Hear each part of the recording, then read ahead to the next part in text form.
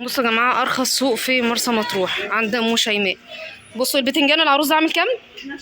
ب 12 جنيه، والخيار ب 15، ده الخيار البلدي. والبطاطس ب 20 تحت، ب 25 و27. الطماطم، بصوا الطماطم عامله ازاي، ورد. والليمون. بصوا ده انا كده عندها كمان الساعه 1، هي كمان الصبح كانت الفرشه دي كلها مليانه. الجزر عامل كام؟ الكوسه 15. الكوسه 12 والجزر 15 والفاصوليا 20. بصوا البتنجان عندها عامل ازاي، اللهم صل على النبي. انا بصراحه باجي لها كل سنه. ماشي. الباميه عامله كام؟ الباميه 40. بصوا ونقي براحتك بقى، يعني هتاخدي حريتك خالص. وعندها قته اهي. والقته والبتنجان كام؟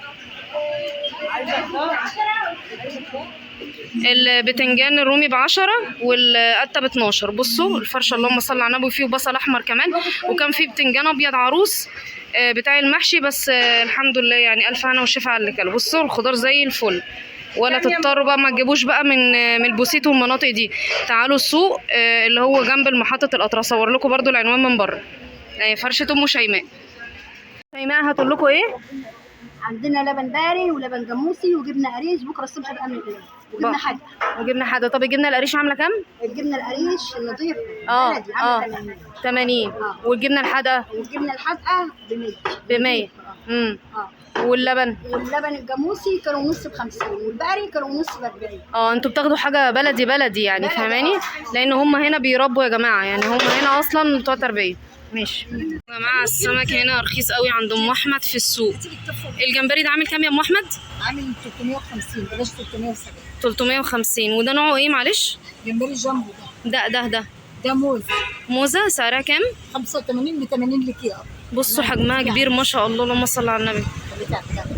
والبولتي الكبير ده، بصوا ده البولتي الواحده كيلو الا ربع، صح كده؟ في كده، في كيلو الا ربع، وفي نص كيلو. في 800 جرام، في كل حاجه. بكام الكيلو؟ 85. بصوا ده طبار بكام؟ ده بوري قاطع ده 120. والبولتي الصغير 75 وده 80. بصوا ودي تونه بحر 100 وليكي ب 90 اخر واحده لو انت عايزاه خدي 90. وده بحر ب 170 ل 150 لكي ب 170. والبوري الكبير 150 لكي بس 150. 130 وهو الثمن لكي 125.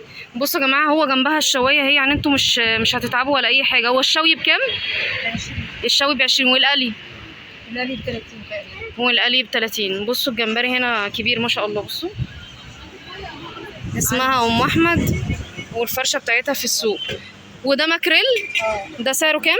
ده سعره 100. بصوا الشوايه اهي قدام صيدليه دكتور احمد عماد اهو. ده الزعيم بقى للدواجن بإدارة أبو ياسين للدواجن. تمام. ده أرخص محل هناك فراخ موجود في السوق. اداني الفراخ البيضة على 85 جنيه كيلو، والبانيه ب 250، والوراك ب 90، والصدور بالعظم بعاملة 160. بصوا أنا صورت لكم أهو. هو ده اسمه أبو ياسين للدواجن. طبعا الكميات عندهم قليلة جدا، لأن هم كل شغلهم دلوقتي مع المطاعم. وادي جولة كده بسيطة برضو في السوق.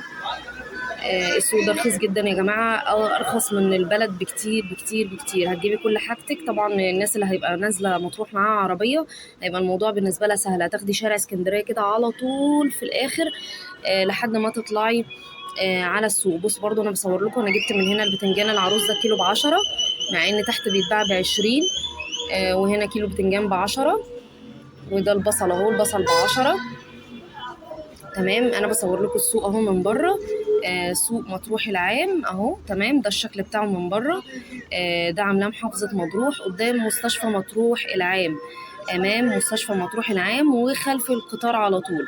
مش بعيد خالص، قريب. انتي هتنزلي شارع اسكندريه بالمواصلات بتاعت حضرتك، ممكن تتمشي الحته دي لحد شارع اسكندريه، وانتي راجعه بقى عشان هيبقى معاكي شنط اركبي تاكسي لحد شارع اسكندريه ب20 جنيه. هتركبي تاكسي من السوق لحد شارع اسكندريه ب20 جنيه، ومن شارع اسكندريه بقى تركبي المواصلات بتاعتك اللي انت رايحه بيها للشقه بتاعتك. تمام. انما الناس اللي معاها عربيات طبعا نازله القاهره بعربيات، مفيش مشكله، هتبقى الدنيا سهله بالنسبه لكم. يا رب تكون الجوله عجبتكم. ما تنسونيش من صالح دعواتكم، والسلام عليكم ورحمه الله وبركاته.